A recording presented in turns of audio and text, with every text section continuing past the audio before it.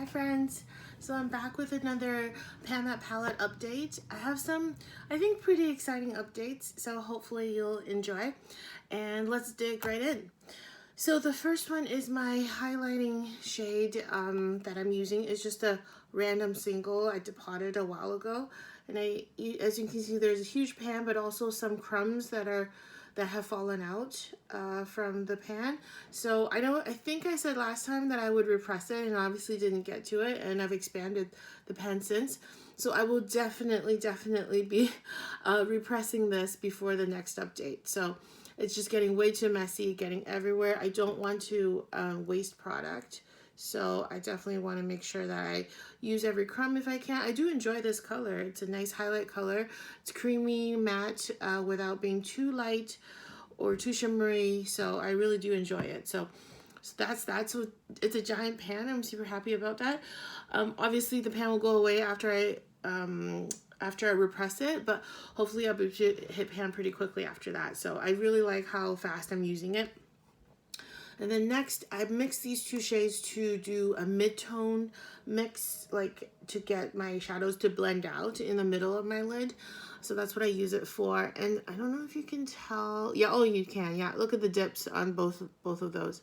So I'm making really good progress. I think I'll hit pan soon. They're very firmly pressed. This is an older palette. It still works, so I'm still going to use it.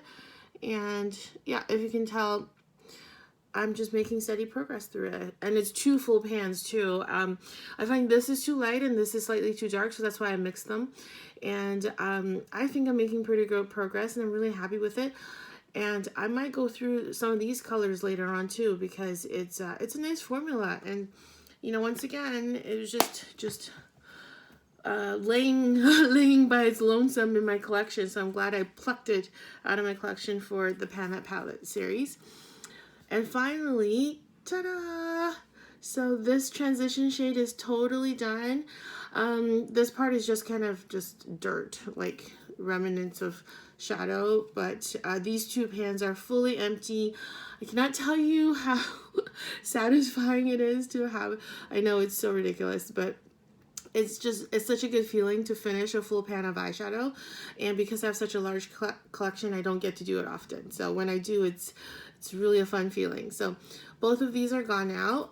I do also enjoy these colors, but I don't want to have to keep opening up this clunky Urban Decay limited edition palette every time I need these colors, and I don't always need them from this palette all the time. So what I plan to do is depot these and put them in my giant sort of singles collection, and I can leave it there to help supplement when I build my own palette of singles later on. So this palette is definitely getting retired and depotted and thrown out, and possibly recycled if I can do that. But yay, I'm so happy. So this palette will be rotated out of the entire Pan That Palette series from my channel. And then, of course, the main attraction, the Natasha Denona Star Palette. So this is my current progress. Unfortunately, still no pans. I know, still no pans. I looked at my history, and it was like, I introduced this challenge like 6 months ago. I feel so bad. I've been pretty consistently working on this, so I mean, it is what it is. The shadows are very deep, and I mean, it is what it is. I don't want to sort of pan it for the sake of panning it, like use a color that I didn't want to use just to try to hit pan on it, you know? So I'm really naturally using it, and this is kind of the consequence, which is I'm getting a lot of dips in the various shades, but no pan because I'm spreading my usage around.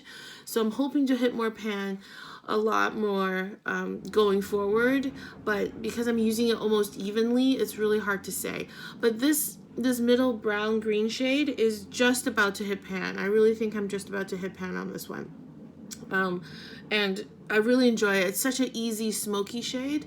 I love it so much. I have used it so far 46 times. 46 times, you guys, and still no pan. So, but close, but it's a big dip. Big dip. And then I've now started using this shade as the transition shade. Oh, sorry, no, this shade as the transition shade, because I finished that one in the Urban Decay. And I don't know if you can tell, but there's a small dip in there. So dips are happening, but no pan yet. I wanted to specifically talk about two mattes in here because as I pan this palette, I get to know it more and more, and I get to love it more and more. So that's kind of the good part, is that I am nowhere near tired of this palette, which is so good because I'm obviously stuck with it for another year, maybe two, because I'm determined to really pan it pretty much empty for everything, unless I really end up hating a shade for whatever reason.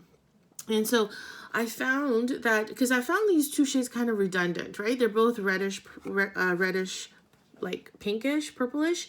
So I thought these were kind of redundant, and I was like, what's Natasha doing? Why does she always do these redundant shades? But once they're swatched out, they actually have quite different undertones and I guess different uses. So yes, even in the camera it looks so similar, but on the eye there is a difference. So let me swatch them.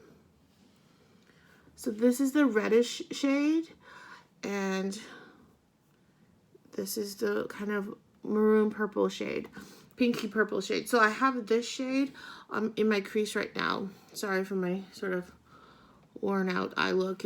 I've had this makeup on for a while. Yeah, so I have this purple one. So I love her palette arrangements. I mean, she is an artist for a reason, and the palette is really well thought out. If anything, I feel like the Star palette is her most versatile palette because you can do so many different looks from this one palette that are completely different color stories. And I think more of her recent releases are very one note, and this is just notes everywhere. So yeah, so this is a reddish shade. It's good for like you know, more kind of brick toned looks, and then this pinky purple shade is better for cooler toned purpley looks. So I really find there is a use for both of these shades, and I've just been loving these, even though they're colorful and they're kind of out of my regular neutral wheelhouse, but I really do enjoy them, and they're so lovely. They're just so lovely. This entire palette is just gorgeous. If you have it, please let me know so we can trade tips and tricks on how to use it. It's just been a joy to use, and I'm so glad that I picked this particular palette to pan because it has longevity in my challenge, and I'm happy to do it. So that's the update for this one, and stay tuned for the next one. Thanks for watching. Bye.